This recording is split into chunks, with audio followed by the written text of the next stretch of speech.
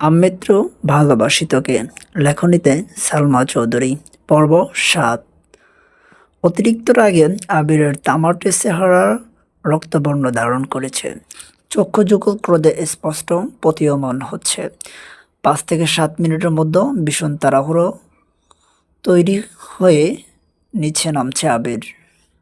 ম্যাগ পড়ার রুম থেকে বই খাতা নিয়ে রুমের উদ্দেশ্যে রওনা দিল। হঠাৎ সিঁড়ির নিচে সাইড হয়ে দাঁড়িয়ে পড়ে সে। আবির ভাই হুলস্থুল বাদিয়ে নামছে। মেঘ একদৃষ্টিতে তাকিয়ে আছে। মানসিক টানাপোড়া ভুগছে মেয়েটা। আবিরের সামনে বা আশেপাশে কোথাও দাঁড়াতে পারে না মেঘ। আবিরকে দেখলেই যেন খেই হারায় বারবার। হৃদয় কেঁপে ওঠে অষ্টাদশীর। কেমন অস্থির অস্থির লাগে। যেমন মারাত্মক চাউনি তেমনি মারাত্মক তার চলাফেরা। মনে মনে এসব ভেবেই যেন ঘোরের রাজ্য চলে যায় মেঘ। আবির পাশ দিয়ে যাতায়াতে আবিরের শরীরের ঝাঁঝালো গন্ধর সাথে তীব্র স্প্রে গন্ধ মস্তিষ্ক পর্যন্ত চলে যায়। সহসা গোড় কাটে মেঘের। সিঁড়িতে আবির ভাই নেই। কয়েক কদমে আবির পৌঁছে গেল মেইন গেইটের কাছে। হঠাৎ রান্নাঘর থেকে মালিহা খান ডাকলেন, এই সময় কোথায় যাচ্ছিস বাবা? ম্যাগ পেছন ফিরে তাকায় সেদিকে। আবির চৌকাঠের বাহিরে পা রাখতে রাখতে ব্যস্ত আর ক্রোধিত কণ্ঠে উত্তর দিল, বাহিরে একটু কাজ আছে, ফিরতে রাত হবে। এক মুহূর্ত ও দাঁড়ায়নি সে। ক্ষিপ্র বেগে হেঁটে চলে যায়। ম্যাগ ঠায় দাঁড়িয়ে আছে সিঁড়ির নিচে। কিছু যেন ঢুকছে না ছোট্ট মস্তিষ্কে। কয়েক মুহূর্ত পরে ম্যাগ ও যথারীতিতে বই খাতা নিয়ে রুমে চলে যায়। আজ তার অনেক পড়া। আগামীকাল রবিবার, কোচিং এ পরীক্ষা, ক্লাস, নতুন টিউশন, সব মিলিয়ে পড়া শিখতে ব্যস্ত হয়ে পড়ে। রাত ৯টায় খেতে বসছেন সবাই। খানবাড়ির খাবার টেবিলটা অনেকটাই লম্বা। টেবিলের একপাশে প্রস্থ বরাবর বসেন আলী আহমদ খান, খানবাড়ির বড় কর্তা। ওনার বিপরীতে কোনো চেয়ার নেই, কারণ ওনার মুখোমুখি বসার যোগ্যতা এই বাড়িতে কারো নেই। একপাশে 4টা চেয়ার, ইকবাল খান, আদি, তানবীর ভাইয়া আর আবির ভাইয়ের চেয়ার একপাশে। আবির ভাই না থাকাকালীন ও চেয়ারের সরানো হয়নি। অন্য পাশে 3টা চেয়ার, মোজাম্মেল খান, মিম আর ম্যাগ। মেয়ে মানুষ গা ঘেঁষে বসা পছন্দ করে না, তাই একটা চেয়ার স্টোর রুমে রেখে 3টা চেয়ার দূরে দূরে রেখেছে। যদিও মেহমান আসলে আরও 3-4টা চেয়ার অনায়াসে ফেলা হয়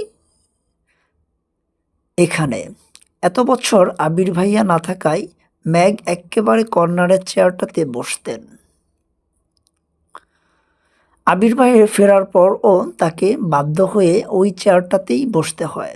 আবির ভাইয়ের মুখোমুখি বসা আর প্রথম বিশ্বযুদ্ধে শহীদ হওয়া দুটাই ম্যাগের কাছে সমান। রোজ দুবার চোখের সামনে নিজের মস্তিষ্কের রক্তক্ষরণ সহ্য করা, বুকের ভেতর উতাল পাতাল ঢেউ সামলানো, সেই ধারালো চোখের চাউনি প্রতিবার যেন পিস করে কাটে অষ্টাদশের হৃদয়টা। এদিকে বোকা ম্যাগ এখনো অনুধাবনই করতে পারছে না আবির ভাই কি তার শুধুই ক্রাশ, নাকি সে তার প্রেমেও পড়েছে। আচমকা আলী আহমেদ খানের রাশভারী কণ্ঠে ম্যাগের ঘাড় চিন্তায় ব্যাঘাত ঘটল। আলী আহমেদ খান, আবির কোথায়? অফিসের কাজ তো সেই সন্ধ্যাবেলায় শেষ, তাহলে এত রাত কোথায় সে? মালিয়া খান তটস্থ ভঙ্গিতে বললেন, ও তো সন্ধ্যায় এসেছিল, রেস্ট নিয়ে কফি খেয়ে তারপর বের হলো। আলী আহমেদ খান, ছেলেদের নিষেধ করো রাত বিরাতে ঘোরাঘুরি করতে। ইকবাল খান সাবলীল ভঙ্গিতে বলে উঠলেন, বড় ভাইয়া তুমি চিন্তা করো না, ছেলেটা এত বছর পর দেশে ফিরেছে, বন্ধুদের তো একটু সময় দিতে হয়। আলী আহমেদ খান চুপচাপ খাওয়া শেষ করে ওঠার আগ মুহূর্তে ম্যাগের দিকে তাকিয়ে বললেন, শাহরিয়ার কেমন পড়িয়েছেন মা? ম্যাগ নরম স্বরে বলল, আলহামদুলিল্লাহ, ভালো পড়িয়েছেন। আর কোনো কথা বললেন না। উঠে বেসিন থেকে হাত ধুয়ে নিজের রুমে চলে গেলেন। তার কিছু সময় পর বাকি দুই ভাই ও যে যার রুমে চলে গেল। খাবার টেবিলে বসে বসে খাচ্ছে খানবাড়ির 3 বাদর। ম্যাগ বড় বাদর, মিম হলো মেজ বাদর, আর আদি হলো সবচেয়ে ছোট বাদর। 3জনে রাজ্যের গল্প মেতেছেন। হালিমা খান এসে ধমক দিয়ে, এই ম্যাগ, তোর কি এখন বাদরামি করার সময়? 2 দিন পর পরীক্ষা শুরু হয়ে যাবে। পড়াশোনা বাদ দিয়ে আড্ডায় মজে থাকিস সব সময়। ম্যাগের প্রফুল্ল মুখটা তৎক্ষণাৎ মলিন হয়ে গেল। কোনো রকমে খাবার শেষ করে রুমে চলে গেল। পড়াশোনায় মনোযোগ দিল। আবির রাতে ফিরেছে, সেই হদিশ কেউ রাখেনি। তানবীর ফিরেছে 11টায়, তখনও হালিমা খান অপেক্ষা করছিলেন। তানবীর মাকে ঘুমিয়ে যেতে বললেন, তারপরেও হালিমা খান 12টা পর্যন্ত অপেক্ষা করলেন। আবির ফিরেনি, তাই বাধ্য হয়ে ঘুমিয়ে কোনো রকম ফ্রেশ হয়ে ব্যালকনিতে পাতা চেয়ারে হেলান দিয়ে আকাশপানে তাকিয়ে আছে, দৃষ্টি নিবদ্ধ। দূরে ওই চাঁদের কিছুক্ষণ পর পর মেঘে ঢেকে যায়, আবার ও আলোকিত হয়। আবির কি যেন ভাবে ক্ষণিকক্ষণ, তারপর গম্ভীর কণ্ঠে নিজেই নিজেকে শুধালো, তুই কি কোনোদিন শুধাবি না? কেটে গেল আবিরের নির্ঘুম নিদ্রাহীন রাত। সকাল 8টায় খাবার টেবিলে বসে খাবার খাচ্ছে মিম, মেঘ, আদি, তানবীর আর কাকামণি ইকবাল খান। বড় 2 ভাই ভোর সকালেই অফিসের উদ্দেশ্যে রওনা দিয়েছেন। ম্যাগ মিমের সাথে পিস করে আড্ডায় ব্যস্ত। তানবীর যেন দেখিও না দেখার মতো খাচ্ছে। আগে হলে একটা ধমক দিয়ে বলতাম, চুপ থাক। আজ যেন কিছুই করলেন না। তাই ম্যাগ আর মিম আপন মনে গল্প করে খাচ্ছে। ম্যাগের মনোযোগ ভাঙল কারো চেহারা টানার শব্দে। ম্যাগ তৎক্ষণাৎ তাকালো। আবিরের নিখাদ দৃষ্টি ম্যাগের চোখে নিবদ্ধ। ম্যাগ এক পলক তাকিয়ে চোখ নামিয়ে পড়ল। বুকের ভেতরে ধুকপুকের মাত্রা বাড়ছে। তার সাথেই নিযুক্ত হলো চিন্তার ছাপ। মাথা নিচু করে মনে মনে বলল, আবির ভাইয়া সারা রাত ঘুমাননি, ফ্যাকাশে হয়ে আছে মুখটা, কি হয়েছে ওনার? এসব ভেবেই ম্যাগ আঁতকে উঠছে বারবার। গতকাল সন্ধ্যায় বের হলো চোখ অন্ধকার করে। রাতে কখন ফিরেছে উনি, কোথায় ছিলেন সারা রাত? এসব চিন্তায় ম্যাগের উৎফুল্ল মেজাজটা খারাপ হয়ে গেল। মিমের ডাকে স্বাভাবিক হলো ম্যাগ। মিমের খাওয়া শেষ, উঠে যাচ্ছে। এতক্ষণে তানবীর আর ইকবাল খানও খেয়ে চলে গেছে। খাবার টেবিলে এখন শুধু আদি, আবির আর মেঘ।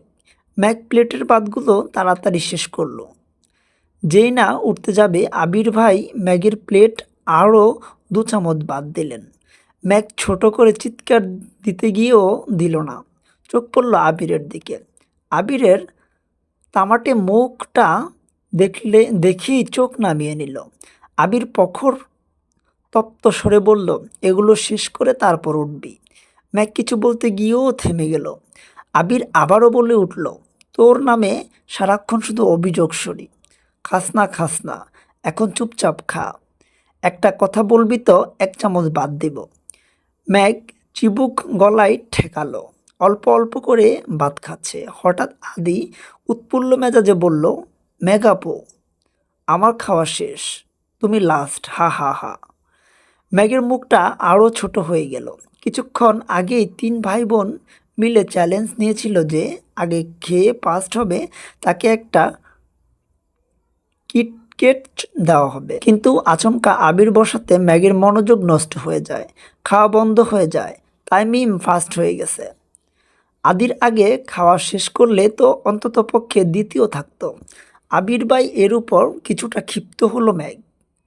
সঙ্গে সঙ্গে মনোযোগ বিঘ্ন ঘটল।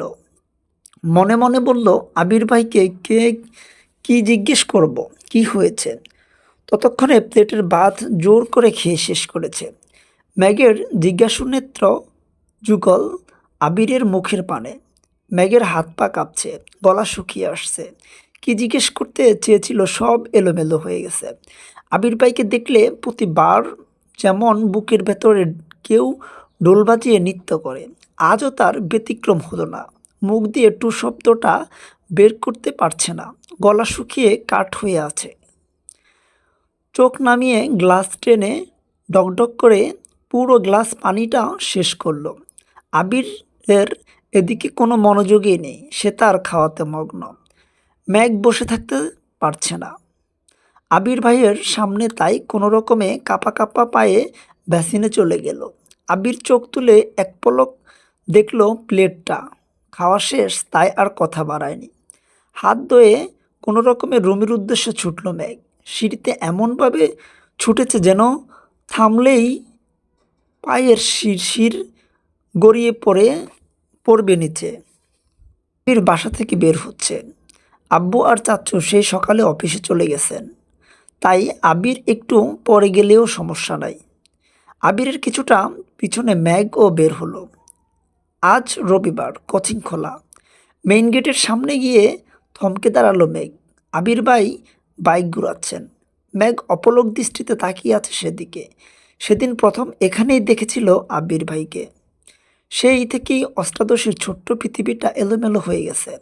ধ্যানে জ্ঞানে শুধু আবির ভাই। অষ্টাদশীর খুব ইচ্ছে হচ্ছিল বাইকে করে কোচিংয়ে যেতে। আজ পর্যন্ত ম্যাগ বাইকে ওঠেনি। শুধু ম্যাগ কেন, মিম আদি কেউ ওঠেনি। ম্যাগের খুব ইচ্ছে করে খোলা আকাশের নিচে বাইকে ঘুরবে, প্রকৃতির সৌন্দর্য বাতাস উপভোগ করবে।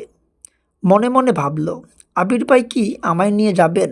হঠাৎ আবিরের কণ্ঠে কানে বাজল ম্যাগ।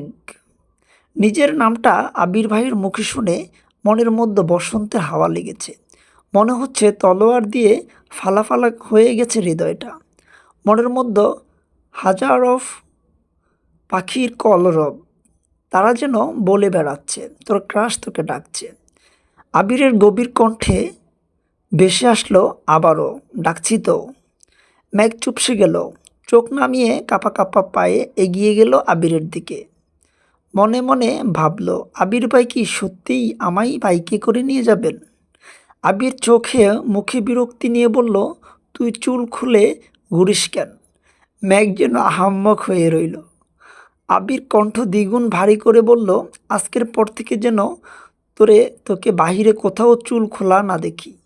যদি আর একদিন তোকে এভাবে দেখি তাহলে এমন থাপ্পড় দিব তোর গাল থেকে থাপ্পড়ের দাগ 1 মাসেও যাবে না। ছোটবেলার মাইরটা আশা করি তুই বলিস নাই। এতটুকুন বলেই আবির হেলমেট পরে বাইক স্টার্ট দিয়ে চলে গেল। ম্যাগের মাথায় আকাশ ভেঙে পড়ল। কয়েক মুহূর্ত নিস্তব্ধ হয়ে রইল। ম্যাগ নিজের প্রতি নিস্পৃহায় শ্বাস ফেলল। আবির ফিরে আসার পর থেকে ম্যাগ উদ্বেলিত। ক্রাশ খাওয়া, প্রেম প্রেম অনুভূতি সবেতে যেন পানি, আরে না না, বরফ ঢেলে দিলে গেল আবির ভাই। যেই মেঘ আবিরের প্রেমে হাবুডুবু খাবে ভাবছিল, তাকে যেন গভীর খাদে চুবিয়ে মারল। মনে পড়ে গেল ছোট্টবেলা আবিরের মারের কালো অধ্যায়। ছোটবেলায় আবিরই ম্যাগকে মেরেছিল। আজ পর্যন্ত মা বাবা, এমনকি তানবীর এত ধমকায়, সেও কোনোদিন ম্যাগের গায়ে হাত তোলেনি। এত বছর পর আবির ভাই ফিরল। আবির ভাইকে দেখে ম্যাগ পুরনো সব কিছু ভুলে নতুনভাবে আবির ভাইকে নিয়ে ভাবনা শুরু করছিল সবেমাত্র। সে ভাবনায় আগুন জ্বালিয়ে চলে গেল বেটায়। আহত চোখে তাকিয়ে রইল কতক্ষণ। আচমকা রক্ত জবার নেই ঠোঁট দুটো ভেঙে হু হু করে কেঁদে উঠল ম্যাগ। এই কান্না কতক্ষণ স্থায়ী হলো তা জানা নেই। হঠাৎ বন্যার কলে কিছুটা ক্ষেপে উঠল ম্যাগ। ফোন রিসিভ করেই বন্যাকে বলল, কিরে কই তুই আসবি না? ম্যাগ কথা না বলেই কেটে দেয় কল। ম্যাগের গাল চুপসে ভিজে আছে। তারপর হাতের উল্টো পিঠ দিয়েই চোখ দুটো মুছে গাড়ির দিকে যায়। বেশ কিছুক্ষণ পর কিছুটা স্বাভাবিক হলো ম্যাগ। মনে মনে ক্ষুব্ধ হলো।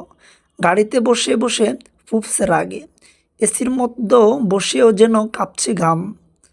কপালে ঘাম জড়ছে মেয়েটার। রাগে ক্ষোভে উষ্ঠ উল্টানো। মনে মনে স্থির করল, আর কখনো আবির ভাইকে নিয়ে ভাববে না। আবির ভাই সত্যিই হিটলার। তা না হলে আমার মতো নিষ্পাপ মেয়েটাকে শুধু শুধু মারার চিন্তা করতে পারে। আমি ওনার কোনো পাকা দানে মই দিয়েছি? অভিমানী কণ্ঠে মনে মনে ভাবল মেঘ। এসব ভাবতে ভাবতে কোচিংয়ে পৌঁছে গেল। ক্লাস শুরু হয়ে গেছে 10 মিনিট আগে। বন্যা জায়গা রেখেছিল তাই বন্যার পাশেই বসলো। একটা ক্লাস শেষ হওয়ার পর আরেকটা ক্লাস স্যার আসতে আসতে বন্যা ম্যাগকে পিস করে বলল, কিরে, আসতে এত দেরি হলো কেন? আর তুই না আমাকে তোর ক্রাশ বয় আবির ভাইয়ের ছবি দেখাবি বলছিলি, কই দেখা? ম্যাগ করুণ দৃষ্টিতে তাকালো বন্যার দিকে, তারপর গম্ভীর কণ্ঠে উত্তর দিল, প্রথমত ওনার জন্য আমার আসতে দেরি হয়েছে, দ্বিতীয়ত ক্রাশ শব্দটা মনের মধ্যে চাপা পড়ে মরে গেছে। শুধু শুধু আমার জীবন থেকে 3টা দিন নষ্ট করলাম। এখন থেকে আমি শুধু পড়াশোনা করব, অন্য কিছু ভাববো না। ম্যাগের কথাগুলো বন্যা মনোযোগ দিয়ে শুনল, তারপর সশব্দে হেসে উঠল বন্যা। ম্যাগ তীক্ষ্ণ দৃষ্টিতে তাকিয়ে আছেন বন্যার দিকে। বন্যা আবার আস্তে আস্তে দৃঢ় কণ্ঠে বলল, আমি সেদিন বলেছিলাম এসব ক্রাশ ট্রাশ কিছু না, পড়াশোনায় মনোযোগ দে। ঠিক হলো তো আমার কথা? এর মধ্যে স্যার ক্লাসে আসছেন। দুজনেই ক্লাসে মনোযোগ দিল। ম্যাগ বাসায় ফিরে চুপচাপ নিজের রুমে চলে গেল। মনটা তার ভীষণ খারাপ। ফ্রেশ নিচে এসে খাবার খেয়ে কোনো দিক না তাকিয়ে নিজের রুমে গিয়ে পড়তে বসেছে। সন্ধ্যার পর টিউটর আসবেন, পড়া মুখস্থ করতে হবে। সকালে শাসন ভোলার চেষ্টা মগ্ন মেয়েটা। প্রতিদিন সন্ধ্যার দিকে নিচে আসে ম্যাগ, ছোট ভাই বোনের সাথে আড্ডা আর খেলায় মগ্ন হয়। কিন্তু আজ তার ব্যতিক্রম হলো। দুপুরের পর থেকে একবারের জন্যও নিচে নামলো না মেঘ। মিম আর আদি কয়েকবার ডাকতেও গিয়েছিল। দরজা লাগিয়ে পড়ছে মেঘ, আসবে না বলে। সন্ধ্যার পর বাড়িতে ফেরে আবির। চোখে মুখে উজ্জ্বলতা ফুটে উঠেছে। চোখ পড়ে রান্নাঘরে মা কাকিদের দিকে। কাকিকে ডেকে উৎফুল্ল কণ্ঠে বলল, কাকিয়া, চিকেন পকোড়া বানাবেন প্লিজ।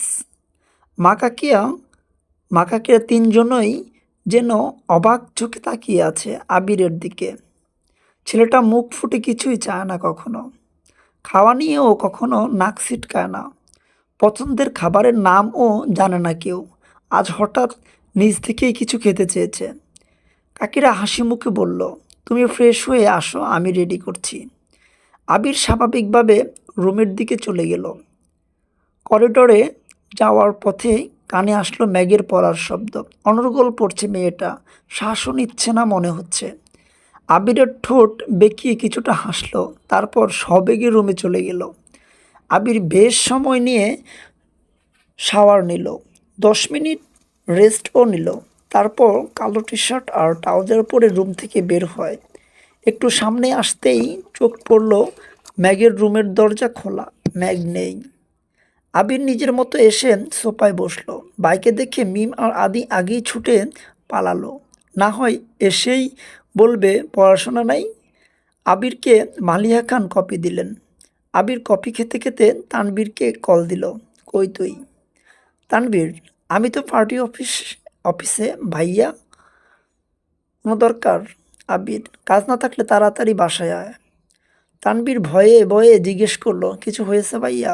আবির সশব্দে হেসে বলল, দূর কিছু হয়নি, চিকেন পাকোড়া বানাচ্ছে কাকিমা, খেলে তাড়াতাড়ি আয়। তানবীর, আচ্ছা আসছি।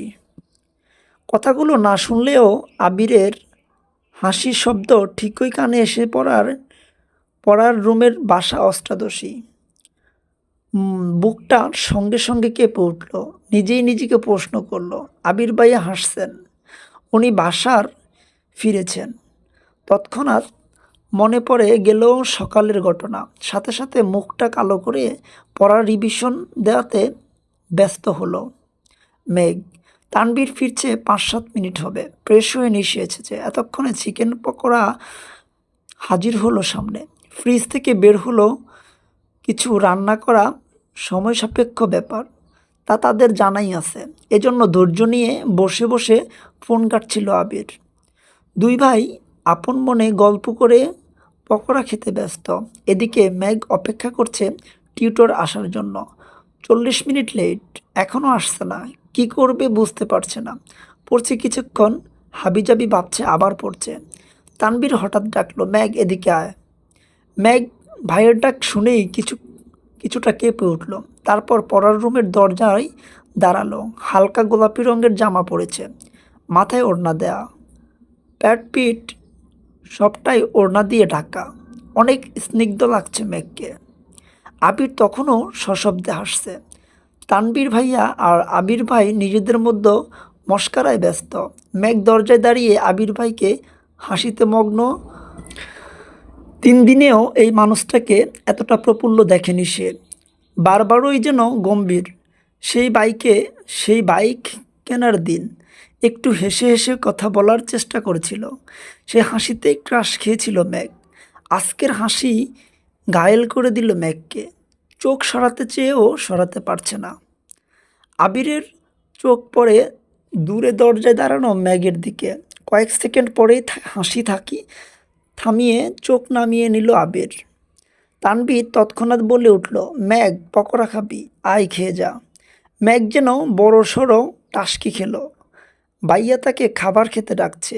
এতগুলো বছরের এরকম ঘটনা তার সাথে কখনো ঘটেনি। তানভীর আবার ডাকলো, আয় খেয়ে যা, পরে পড়তে বসবিনি। মেঘ দুপা এগুলো কি যেন ভেবে ঠায় দাঁড়িয়ে পড়ল। কিছুক্ষণ অভিমানী কণ্ঠে উত্তর দিল, তোমরা খাও, আমি খাবো না। আবারও পড়ার রুমে চলে গেল মেঘ।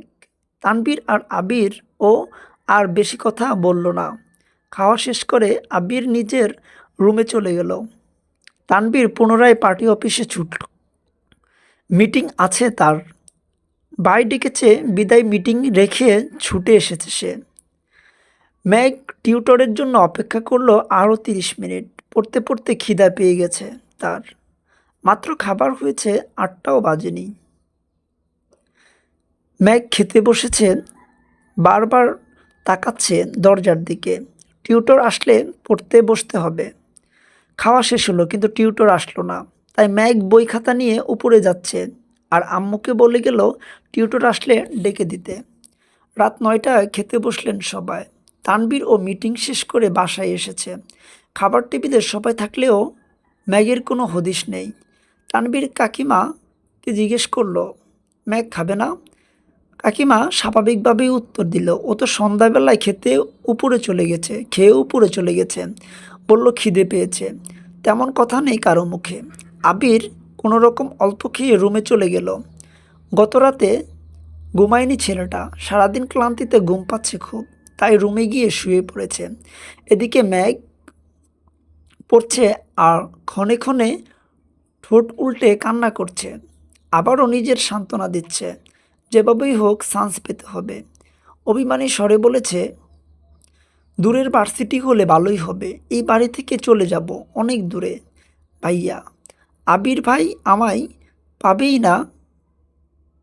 বকবে কিভাবে আর মারবে কিভাবে? তৎক্ষণাৎ মায়ের কথা ভেবে কান্না করে দেয়। মাকে ছাড়া থাকবে কিভাবে সে?